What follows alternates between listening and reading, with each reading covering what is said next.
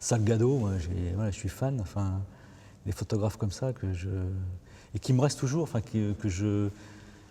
pour lesquels les images reviennent toujours. Enfin, j'ai fait un camp d'ado en Écosse, j'avais, je sais pas, une quinzaine d'années. J'avais emmené un tout petit boîtier, tu sais, les trucs photo carré là.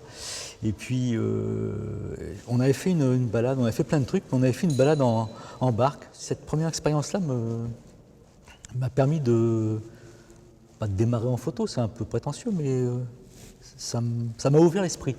Cette envie de faire des photos, elle est restée. Et puis, un peu plus âgé, quand j'ai commencé à gagner ma vie, j'ai acheté un appareil photo. J'ai fait des photos, mais des photos enfin, que je trouvais pas mal, mais pas extraordinaires non plus. Et puis des copains viennent manger à la maison, puis j'avais mis des photos, quoi. J'avais des photos au mur, et puis un des copains me dit, mais elles sont bien les photos là.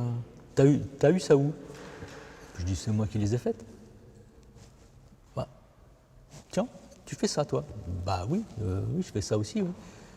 Ah, c'est drôlement bien et tout ça. Ça te dirait pas de les montrer? L'idée de faire des expos est venue comme ça, c'est eux qui m'ont un peu poussé quand même au truc, quoi. Quand je me balade ou quand je pars en voyage, je reviens avec une collection de photos et je me dis là, il y a quelque chose à faire. Soit par la thématique, soit par les couleurs, soit par le sujet, les formes, enfin voilà, je ne mets pas en scène. J'arrive sur un lieu, voilà, c'est ça. L'île de Spinalonga, j'ai photographié en Crète. L'île des Lépreux, j'ai photographié pendant 25 ans. Je suis retourné à plusieurs reprises, donc je la connais par cœur. Et je suis arrivé, la première fois, j'ai dû faire une dizaine de photos. Clac, clac, clac, à quelques endroits différents de l'île. Après, quand j'y suis retourné, j'ai complété tout ça. Mais je sais ce que je vois, je sais ce que je veux faire, je sais ce que je voulais montrer. Et là, je raconte une histoire. Mais les quelques portraits que j'ai faits, c'est des portraits que j'ai faits après une rencontre. Je me suis arrêté, on a discuté avec les gens. Et là, après, je demande si je peux les photographier. Puis j'attends. Comme ils me disent oui, ils posent. J'attends qu'ils ne posent plus. Puis après, on continue à discuter. Et là, je fais des photos. Le fait d'avoir intégré Surface Sensible, ça booste. Hein. Ça booste. Le fait de travailler sur une thématique donnée, tu es obligé de produire.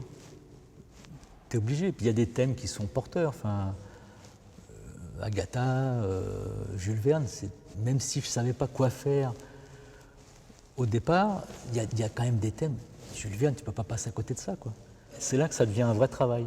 J'ai le sentiment qu'il n'y a pas de concurrence. On amène tous ces trucs, voilà, on en discute quand ça. Voilà, mais je trouve ça vachement bien. Je trouvais que la dynamique avait l'air sympa, enfin, qu'il y avait des expos qui étaient de qualité, qui étaient. Ouais, c'était. Ce que vous présentiez me semblait très qualitatif. Je pensais que je pouvais apporter quelque chose au groupe, mais je pensais que ce groupe-là aussi pouvait m'apporter quelque chose. Enfin, ce que je disais tout à l'heure, hein. Effectivement. Je ne sais pas si la partie où moi j'ai apporté quelque chose au groupe, elle est réalisée. J'en sais rien, c'est pas à moi de le dire.